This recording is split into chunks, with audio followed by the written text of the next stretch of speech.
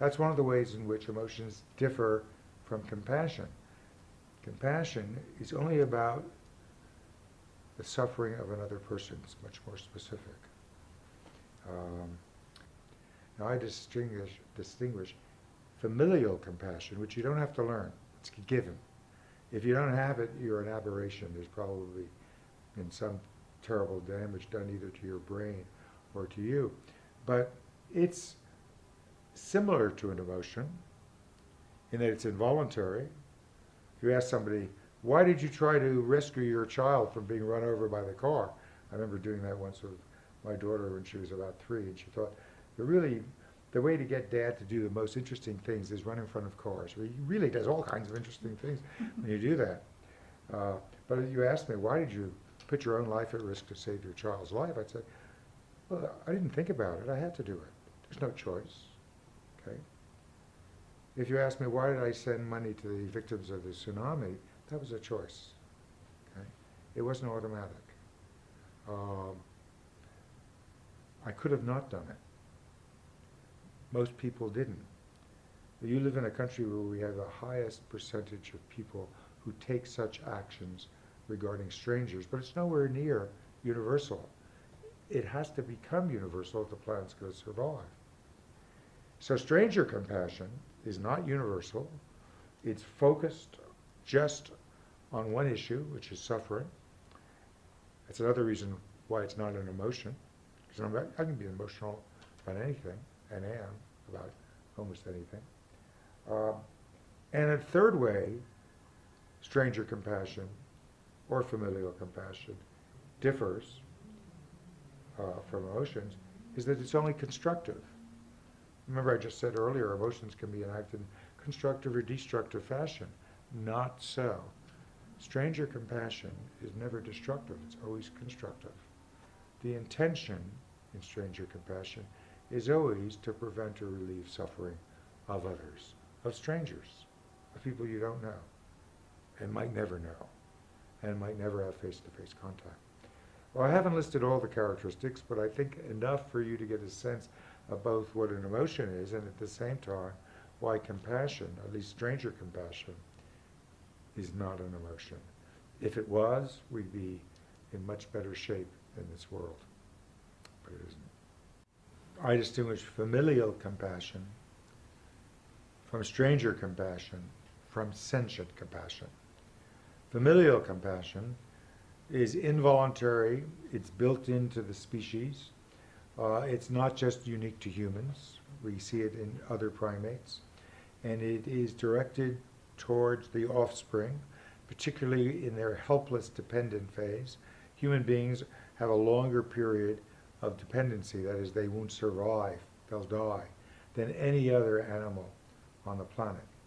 That's of great use in terms of learning things and different things for different environments. It's terrible if you have bad parenting. But in any case, what is built in involuntarily is to try to relieve or prevent suffering in your offspring. Now, I just made an important difference. Relieving suffering is one kind of compassion that's more empathy-based. Preventing suffering. When I argued with my daughter, please, I don't want you to ride a bicycle, but I can't stop you from doing that, but at least wear a helmet. She's not suffering at that point. I'm trying to prevent suffering. I would say most of the compassion that I and other parents show is preventive, not empathetic. We have the empathetic, of course. We act if there's an emergency to relieve that suffering. But a lot of what parenting involves, and again it's built in, is more cognitively based preventive suffering, to prevent your offspring from suffering. So it's very focused on the issue of suffering, but there's these two different types which will become important when we talk about how do we cultivate it. Now, stranger compassion is if you feel that way towards anybody. And there are a few human beings on the planet who, without any special preparation or training, have stranger compassion. I wish there were more. There aren't. There are some. People who spend their life working in Doctors Without Borders have preventive compassion. People who work in emergency rooms have empathetic compassion, at least some of them do. So they're there. They're just not the majority. What is sentient compassion? This is the Buddhist goal. Darwin also talked about it as the highest virtue, and that is to be concerned about the suffering of all species that have feelings. That's a lot.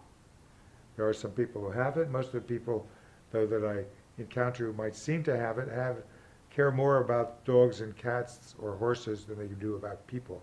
Sentient compassion, it's equal for all sentient species. There are some living animals that don't apparently have much in the way of feeling. Not many, though. You really reach down very far. Okay? That's my definition of compassion. And most scientists would agree with that. If we all have fear, anger, and joy, does that mean it is easy for us to feel for each other and have like sympathy and empathy? It means that we're capable of that. We're capable of cultivating an empathy for all people, but many of us, it's restricted to people who look like us. It may be even more restricted to our friends and neighbors and family. That's a lot of restriction. So I see as the goal is to extend that kind of empathy to all human beings. We are all members of the same human family, and we need to extend our empathetic concern without being overwhelmed by it. I see in an hour of news on television more suffering than a human being ever saw in our ancestral environment. So you have to learn how to deal with suffering that you can't do anything about.